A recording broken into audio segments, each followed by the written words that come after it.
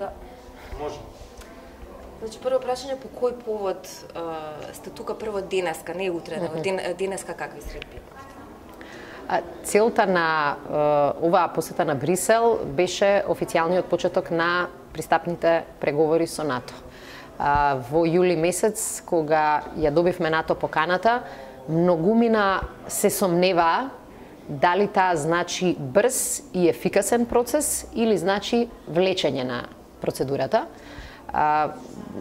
Утрешната средба во Брисел покажува дека плановите и на Македонија и на НАТО се ова да биде брз и ефикасен процес кој што ќе резултира со членство на Македонија во НАТО алијансата. Отварањето на овие пристапни преговори е многу важен почеток на оваа втора фаза. Очекуваме тие да се водат на многу конструктивен начин. Македонските институции се веќе подготвени. Работевме сериозно целава измината година и на реформите во одбраната, но и на реформите во политичкиот дел. И очекуваме тоа веднаш да биде препознаено од страна на НАТО сојузниците. Конкретно, можете ли да објасните во што се состојат тие преговори? Јавноста не е баш подготвена на овие преговори. Знае дека има преговори со ЕУ, меѓутоа што се овие преговори со НАТО? НАТО алијансата базира на некои основни документи и на некои основни вредности, односно принципи.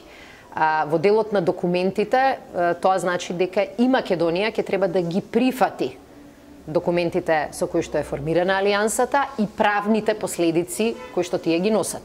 Воедно, НАТО, освен што е воен сојуз, подразбира и прифаќање на некои основни вредности, демократски вредности како што се владење на правото, слободни избори, слободни медиуми, борба против корупцијата. Македонија покажа резултати кои што ни ја донесоа НАТО поканата, меѓутоа во следниот период точно ќе треба да покажеме каков ни е планот да продолжиме со реформите во овој дел, колку брзо тие ќе се спроведуваат и кои се нашите очекувани резултати. Во делот на одбраната превземаме и одредени обврски, а тоа е да ја развиваме македонската одбрана да биде компатибилна со НАТО стандардите, да се обезбеди целосна, така наречена интероперабилност на македонските сили армиски со армиите на земјите членки на НАТО. Превземаме обврски македонската армија да може од моментот на нашето членство да функционира како армија членка на најмоćниот воено-политички сојуз. Тоа се обврски кои што подразбираат модернизација на армијата, тоа се обврски кои што подразбираат засилено финансирање на одбраната на Република Македонија и тоа се обврски кои што подразбираат дека Македонија ќе мора да ја гарантира безбедноста на сите информации кои што ги добива од НАТО. Членството во НАТО значи дека нашата безбедност ќе биде дел од колективната безбедност и на Америка, и на Германија, и на Италија, и на Франција, и на сите овие најмоćни воени сили. Меѓутоа, во исто време, таа значи дека и Македонија мора да гарантира дека нема да биде таа слабиот дел од НАТО алката. И во таа смисла преговорите се многу важни, но Македонија во нив влегува подготвена и заради тоа што 18 циклуси на така наречени МАП повеќе годишни програми правевме со НАТО, туку и во изминатава година и половина навистина се фокусиравме и на реформите во делот на одбраната, што ни треба да смениме за да бидеме подобри, но и во делот на реформи во македонскиот политички систем. Какво собрание, какви медиуми, какво правосудство, какви реформи кои што гарантираат владење на правото и така натаму и така натаму. Ќе ме прашам за секунда за реформите, сакам да се вратам на обврските. Конкретно, како Македонија ќе придонесува за алијансата во финансискиот дел? Значи, што точно не чека од финансиски аспект во придонесите? Знаме дека ова е една од најактуелните теми внатре во алијансата. Што се бара од нас? Не се тие обврски само финансиски. Што се бара од нас? Како ќе треба да придонесеме? Треба јавноста да знае. Финансиските обврски на НАТО, главните за кои што највеќе се зборува, за кои што се судира и големите сили, Америка со Германија, со некои од другите земји членки, не се однесуваат на нашето финансирање на НАТО.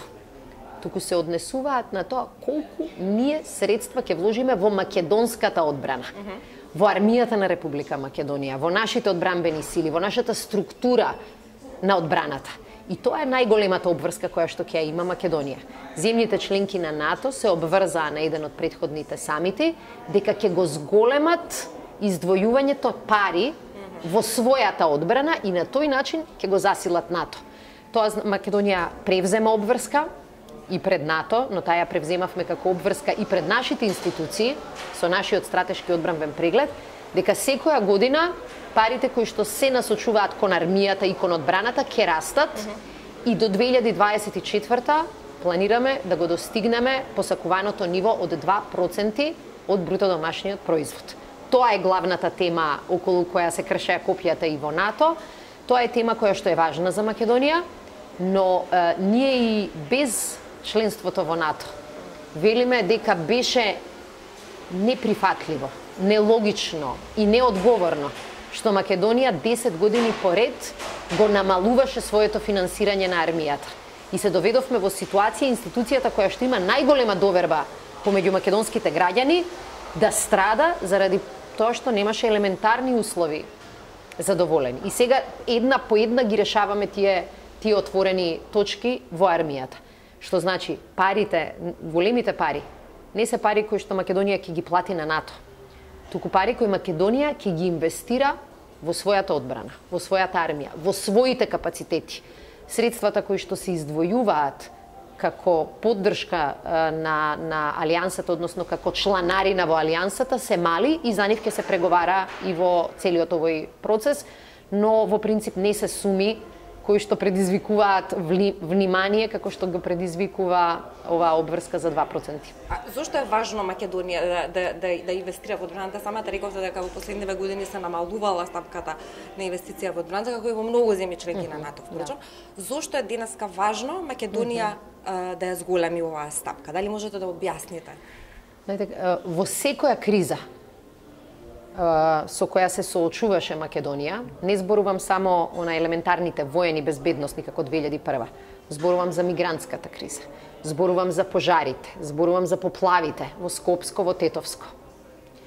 Кога ќе се почувствуваа граѓаните загрозени, единствена институција во која што имаат доверба дека ќе реагира на соодветно ниво во тешки ситуации, тоа е армијата на Република Македонија. И не зборувам, како да кажам, фрази, кога велам Македонија и незините граѓани секогаш можеле да се подпрат на својата армија. Но тоа не може да трае вечно ако армијата не може да се подпре на државата. Ние сме држава во која што во изминативе 10 години најмалку пари се издвоиле за елементарни потреби за војската. Униформа, чизми. Значи, еве, оваа година, заради тоа што ги зголемивме парите во буџетот за одбрана, успеавме да обезбедиме чизми за секој војник. Во тек ни е процесот на набавка на 2 униформи, буквално за секој припадник на армијата на Република Македонија. Значи, да, тоа се пари кои ќе одат во одбраната, но тоа се пари кои ќе останат во Македонија и кои ќе бидат за доброто на Македонија. Знаете како кога доаѓаат кризи, никој не прашува колку цени. Ама ќе имаш капацитет да се справиш со кризата, ако на вистински начин, паметно инвестираш. Ние имаме армија која што е негдека под 7000 припадници, заедно со Министерството за одбрана и другите капацитети, тоа се негдека 8000 луѓе кои што работат за да Македонија биде безбедна во ситуации на надворешна закана или во ситуации на друг тип на закани по безбедноста на незините граѓани. За такви потреби морате да инвестирате. Инаку ќе зависите од добрата волја на некои други кои што ќе ви помогнат. Предноста на членството во НАТО е што во такви ситуации можете да искористите капацитети и од своите соседи и од други земји членки на НАТО, без во тие ресурси да инвестирате самостојно. Значи имате право да побарате некаква солидарност од другите земји членки? Во принцип, тој систем функционира многу добро во рамките на НАТО алијансата. Честопати ние бараме помош и од нашите соседи без разлика што не сме членки на НАТО.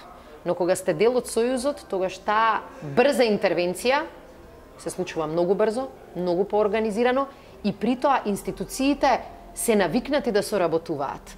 Точно знаат на кој начин да спроведат заеднички операции, точно знаат на кој начин да обезбедат меѓусебна комуникација.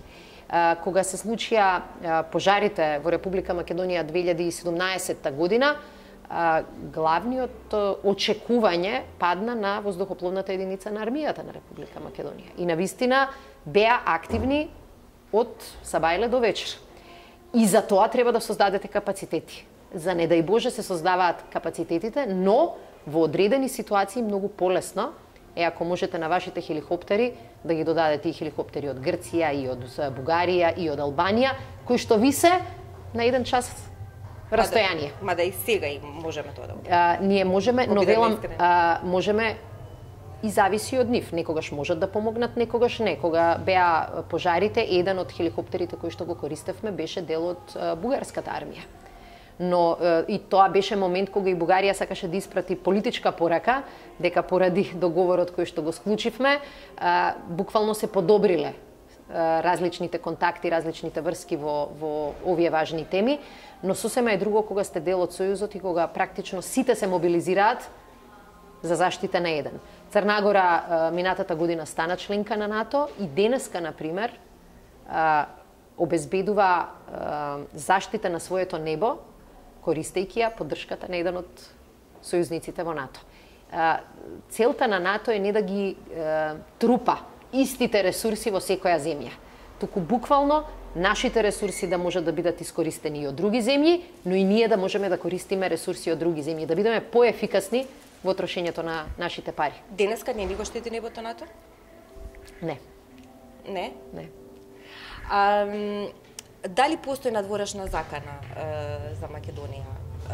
Која е проценката на Министерството за одбрана? Значи се зборува за секакви сценарија во јавноста, дали е тоа поделбата на Косово, дали е руска закана?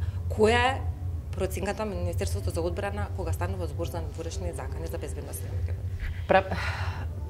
Правењето на проценка не се сведува на еден извор на закана, туку се анализира кој е нивото на закана од различни извори. Оценката е дека Македонија малку треба да се плаши од онаа класична физичка закана на низините граници, која што би била некој стандарден тип на воено дејствие од минатиот век. Меѓутоа, се по-актуелни се заканите од типот на влијание на разузнавачки структури. Тие се присутни секаде во регионот и тоа е една од високо рангираните закани. Високо се рангираат хибридните и особено сајбер заканите, кои што ќе ви бидат невидливи, но можат да ви го парализираат системот. Можат буквално да ви ја направат државата да биде обезглавена во одредени клучни моменти. Високо рангираат и заканите кои што произлегуваат од климатските промени. Поплави, пожари и друг тип на климатски ризици. Докаде Македонија со способноста во тој дел токму на сајбер напади, па и на хибридни типови на закани, докаде сме со способноста, со капацитетот на институциите и така натаму? Сајбер безбедноста опфаќа повеќе институции. Одбраната има специфичен дел од нив, меѓутоа безбедноста е многу поширока. Таа ви бара реакција и во делот на цивилните институции, можеби и највеќе, и во делот на основната инфраструктура, електроенергетска инфраструктура, телефонија, тој тип на услуги кои што во моменти на напад може да бидат прво таргетирани. Ние заедно со Министерството за внатрешни и Министерството за информатичко општество и администрација минатата година работевме на една генерална стратегија за сајбер безбедност, а сега Министерството се фокусираше веќе на изградба на капацитети во одбраната. И започнавме заедничка акција и со вооружените сили на Соединетите Американски држави за градење на посебен капацитет во рамки на армијата и во рамки на Министерството за одбрана, кој ќе се посвети исклучиво на сајбер заканите. И додека разговараме, веќе екипите и американски и македонски работат заедно да ги таргетираат класичните закани, но и да го дефинираат кој е моделот со кој ние ќе се справуваме со заканите. Одредивме одреден број на луѓе, чиј фокус ќе биде исклучиво сајбер безбедноста. Инвестираме сега во нивната обука. Во рамките на Воената академија направивме постдипломски студии посветени исклучиво на сајбер одбраната и тоа го нудиме и на нашите институции, владини, но и се разбира и на луѓето кои што работат во приватниот сектор. Се работи за огромна област, се работи на вистина за ризик кој е непредвидлив и се менува. И за жал институциите им е најтешко да се носат со тие промени, бидејќи секој нов ризик значи потреба и ние да се прилагодиме на ризикот, но од почетокот на минатата на работата на стратегискиот одбранбен преглед, сајбер одбраната ја ставивме како еден од високите приоритети. Нема Македонија капацитети и тие практично мора да ги создаваме во многу брз временски период. Членството во НАТО, соработката со неколку од нашите стандардни сојузници треба да ни помогне да бидеме малку побрзи во прилагодувањето. Да се вратам на реформите на брзо. Кои се слабостите реформски денеска? Мислам, ние сме ангажирани во процесот на тоа со години. Кои се уште реформските слабости на Македонија и зошто се потребно да се преговара? Преговорите се процес без кој не се може. Значи, вие во преговорите не се очекува веднаш да се промените. Вие треба да ги дадете плановите како и каде се движи државата и во делот на одбраната и во делот на другите сфери. Инаку не би очекувале за 3-4 месеци да се завршат работите ако тие биле некои неочекувани и многу сложени. Значи се работи за еден и формален процес во кој што Македонија и формално треба да ги декларира прифаќањето на обврските во поглед на издвојување 2% од бруто домашниот производ, во поглед на модернизирање на армијата, ние ќе треба да прифатиме обврска дека 20% од буџетот на одбрана ќе го насочуваме кон модернизација на нашите капацитети. Тоа е добро за нас, но тоа е еден од критериумите и условите и на НАТО. Околу овој дел ќе имаме сериозни дискусии, но тие не се нови. За овие теми дискутиравме со НАТО представниците целата измината година кога го работевме стратегискиот одбранбен преглед. Во делот на функционирање на правната држава повеќе ќе не гледаат што се случува, а не што се зборува, бидејќи во тој дел Македонија има завршено задачата. Усвоени се главните закони. Предвидени се решенија. Главно е да покажеме дека Македонија продолжува да ги исполнува тие критериуми. Македонија беше подготвена да стане членка на НАТО и пред 10 години. Ама овие 10 години не биле вакуум, многу работи се влошија. Ние во 2008 година бевме држава со слободни медиуми, со регуларни избори, држава која што имаше демократија во развој.